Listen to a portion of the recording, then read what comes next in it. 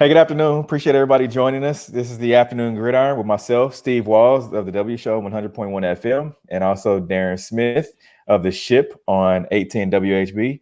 Darren, man, this press conference today following Chiefs training camp practice was pretty exciting, man. We got to hear from Andy Reid, also Mitchell Schwartz, and Darwin Thompson dropped some gems on us, and also Anthony Hitchens followed up after Darwin. But let's get into Andy Reid first.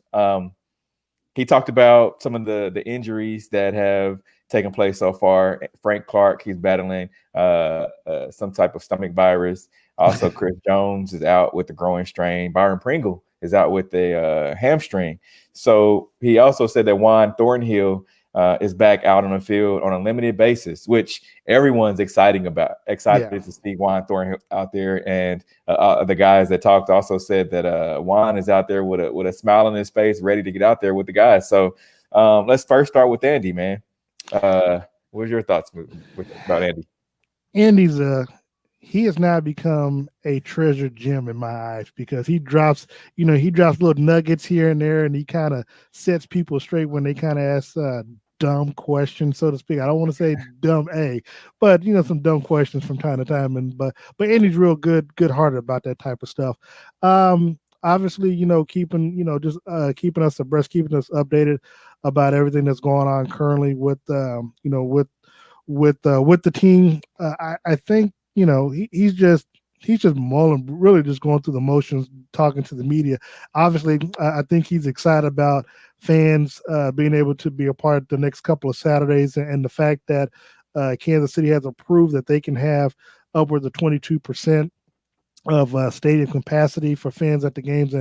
But really, if fans didn't get a chance to hear, I think that what's most important is the fact that he's hoping that fans take upon personal responsibility, making sure that this becomes a success for them, with the limited amount of fans that they have, and that fans don't basically ruin it by doing things that they aren't supposed to do. I think they'll get probably temperature tested as they enter the stadium, but he is imploring them to keep your mask on, social distance where it's appropriate, and just do the things necessary so you can continue to come out and see the team play as the season progresses. And perhaps by then they can have more fans there.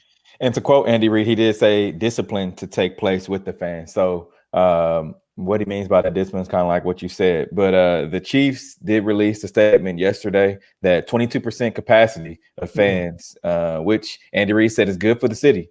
He's excited to see the fans out there. And also some of I believe the season ticket holders will be able to go out starting this Saturday and do training camp inside of the stadium, which I think is pretty cool as well.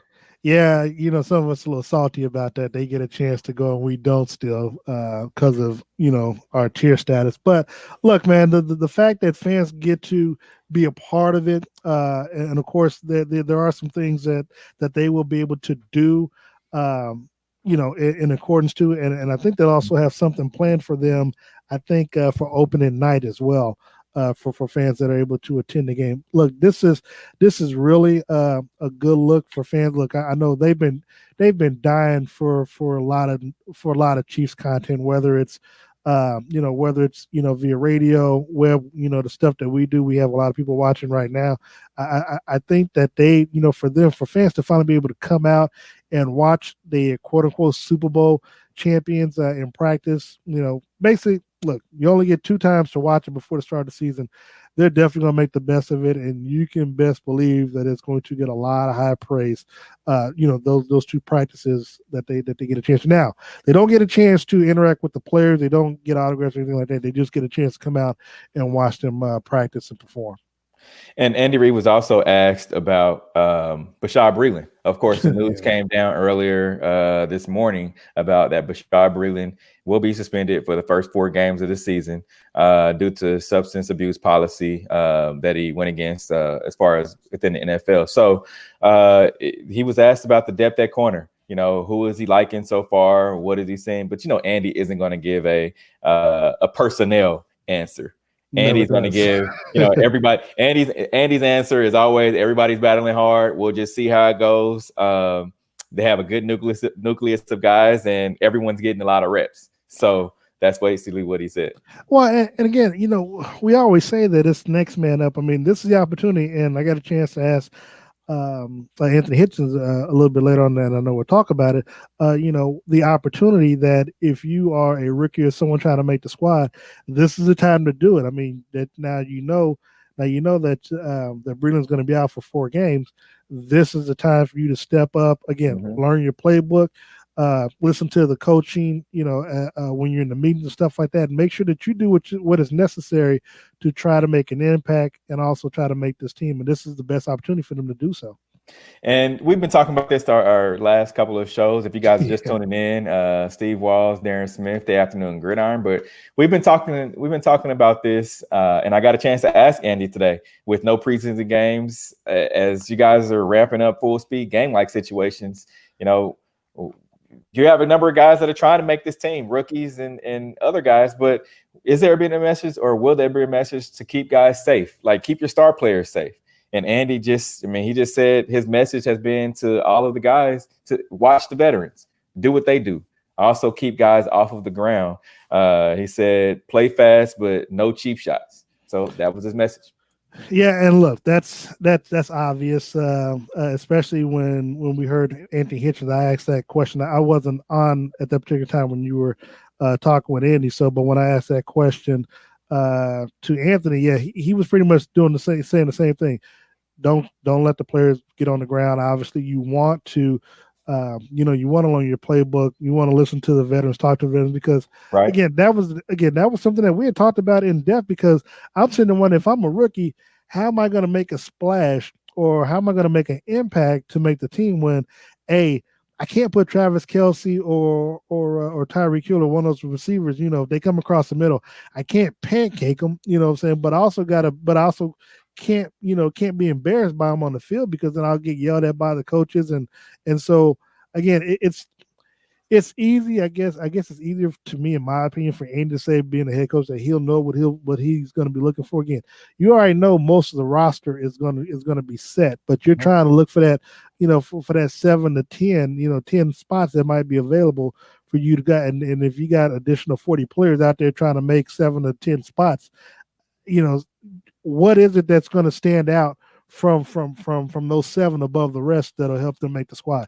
That's the question that I think really needs to be answered for them, that so they have a general idea what it's going to take for them to make the team. And that's kind of what Mitchell Schwartz talked about. That just the guys that he's going up against. He's going up against the top tier guys. I mean, that have won the Super Bowl. Yeah. Since there's no training camp, there's no preseason scrimmages or anything like that. He's going up against the Frank Clarks, the Chris Jones. He's going up against all those guys, and so he's seeing the best of the best. And so the people that are they're behind him, he doesn't really get a chance to see those guys unless like today Frank Clark was out. But when those rookies come in, they're going to have to show whatever they can show with the limited time that they have.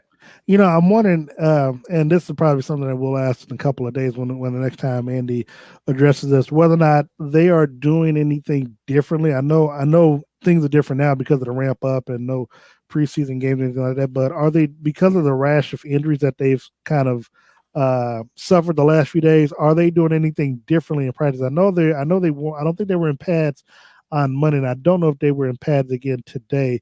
But that's but my question to Andy would be whether or not they're making any adjustments to offset the injuries that they're suffering right now. And I see Brian Herbert is watching. He said that Colin Saunders is getting a lot of reps. He's going to be a solid piece this year. You're definitely right. Yeah.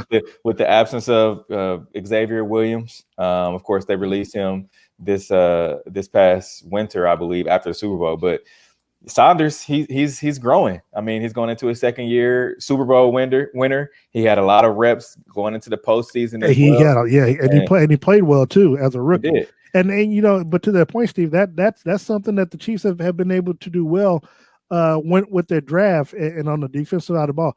They've been able to get their rookies a lot of reps, mixed in with the veterans throughout the season, to where come postseason time, they've gotten enough reps out there to where they can handle the pressure, they can handle what the defense or what the offense is giving them, and it builds confidence that when you come into year number 2 for a rookie such as Saunders now as a second-year player, there's nothing really that you can throw new at them because they pretty much seen it all, and they've heard it all on the defense side of the ball to where now, look, I won a Super Bowl, I played well against Patrick and players and company in practice, and I played well on the defensive side with my teammates. That again, it's time for them to take that next step forward, and I believe that they will. Right, and Saunders, you remember at the end of last season when Chris Jones was out, Saunders stepped in that starting role. It was between Saunders and Xavier Williams. So against Houston, against Houston, you're right, and Saunders played well because you would notice if you see Chris Jones is a threat in the middle of the field, right, on the defensive side. Yep. So you notice a void within the middle of the field as far as the running game goes, stopping the run, if Saunders wasn't doing his job. Hey, so he understands that microscope is on him when Chris Jones was out. Yeah, but to that point, but that lets you know how well they played even against Houston. Obviously when the team came back from 24 down, but for him to play that well, you notice that kind of edged Chris Jones to come back the following week against the Texans. Like, hey, bro, you don't want to, have a Super Bowl run without you. Either A, they win without you, that shows that they don't need you, or they lose and you're not there, then you're definitely not getting a contract extension. But I'm saying, but to that point, again, the fact that Colin Saunders and Xavier were able to play well in that game, again, gives them a lot of confidence throughout the rest of the playoffs, but also coming back for year number 2 for Saunders. He said the young guys' reps are crucial to success this year and every year going forward. Exactly, especially with the salary cap. Exactly. You get high level play for cheap at the moment, right? And especially guys like Darwin Thompson who spoke. I have a new respect for Darwin, man. He's come with a lot of confidence. He's more. You can just hear it in his speaking. When he's addressing the media, he was asked just about the difference between last year and this year. He said just his experience last year when he came and he's preseason, it was more like a scrimmage. It really didn't affect him. But that first game of the season, he was a deer in headlights. He said he couldn't see over the line, the offensive line. He said he didn't know who to block. He didn't know the safeties to pick up. So now he's after watching film and knowing what the offense is supposed to do and going forward, he's actually he said he's earmarked where he needs to be looking for, blitzes, package pickups and things like that. So he has a lot more confidence this season, man. Well, I'll be honest. If he couldn't see over the line last year, I don't think he grew 7 inches to see over it this year. So I don't know how different that's going to be. I will say this though, yeah. I mean, like you said, he had a lot of confidence, and Adam Teicher pretty much asked the question that I was going to ask if I could have with Darwin, was about his belief for how the team feels about him, or what's to say about the team feeling about him when you draft players that are in the same position. Look, obviously he did get some reps. I believe I think he got some reps in the Super Bowl as well. So so he's got the experience, but now with that experience, you got to have that confidence. And as you said, granted, in the press conference, he exuded confidence, but we still got to see that translate on the field, because they drafted a first round draft pick and they put him pretty much in the starting lineup. So, he's someone that's already coming in with confidence, and not someone like yourself that feels like you needed that additional confidence. Now, to me, you should have had the confidence because you were a late round draft pick and they kept you on the team and you made the team. And look, there were opportunities where you had to come in there where, you should have taken advantage of it. Because look, there were times I think Shady was starting and then had the fumble issues before they settled, because otherwise they wouldn't have had to go out and got Spencer Ware if they were that comfortable and confident. Yeah. And so look, man, there's a lot of things involved. I like the fact that he is more confident. I think you got the question in regarding fantasy football. So people who are big fans of fantasy football, he is saying that you should go ahead and draft him this season. I ain't gonna lie, I ain't gonna touch him, but that's just I just don't know what his value is. Yeah. So if you look up Darwin Thompson in the fantasy football rankings, he's considered a sleeper. So if you guys are watching us and you like fantasy football, Darwin Thompson is a sleeper on your fantasy football, and meaning that he's a good pickup and you shouldn't sleep on him. And I asked and he did, and he did say pick him up because he said he's never started, but he said this year he thinks he's going to start playing and he's going to pick himself. Exactly. And I asked him, does he pay attention to those things? And also, is that a motivation for him at all? And does he feel like people sleep on his ability? And the first thing that he said was, if they sleep, I'm gonna wake them up. And so that's a trending thing right now on Twitter. Everybody's saying it, retweeting what Darwin Thompson said. But he's coming in with a lot of confidence. I think he understands that if he doesn't have that confidence, he won't see the field. No, I got nothing to add to that because you're right. I mean, look, and as Brian said, Darren Williams will probably play more than Darwin did. But here's the thing: Darwin, whenever he gets in, he needs to make sure that his impact is felt. He needs to make the most of the opportunities, because what you don't want is to have less reps. As the season progresses, you want to get as many reps in, and you want to be able to make sure that you maximize the reps that you get while you're in there. Otherwise, this will be his last year here. Right. Seriously. But because granted, he's still cheap going into year number 3, but the amount of running backs that the team, will have going forward, won't bode well for him if he doesn't perform well. And I think the Chiefs running back coach, Dean McCullough, he's a fan of Darwin Thompson. I do believe that, and Darwin understands that. And so just going forward, he's going to do whatever. And he was asked a question about, giving information to Clyde Edwards-Helaire. Yeah. And he said he's not going to withhold any information. He's going to give him everything that he learned last year and going forward. So it's not going to be any, hatred because he was drafted now and he possibly could be taking his spot. So, I'm happy that he was real about that, but in the back of his mind, I'm sure he understands the severity of him needing to get out there and do what he needs to do. He was real about it, but also understand something. Clyde is practicing with the first team regardless. So it's like he's going to get the proper information either from Eric Bieniemy or Patrick or Andy. And so it's like, so whatever Darwin does, if Darwin tells us something wrong and he goes out there and does it, and they say, well, Darwin told me that, okay, Darwin, see, now we got to look at you with a side eye. So I think that's kind of twofold on that one. And one of the veterans, defensive veterans, a leader on the defense, Anthony Hitchens spoke. Yeah. He talked about Clyde. He said he's one of the better players. He's going to be a better player in this league at the running back position if he just continues to play at his potential. I'm telling you, man, I think he can. I think he can be a Kareem Hunt as it relates to catching the ball out the backfield. I think he's going again.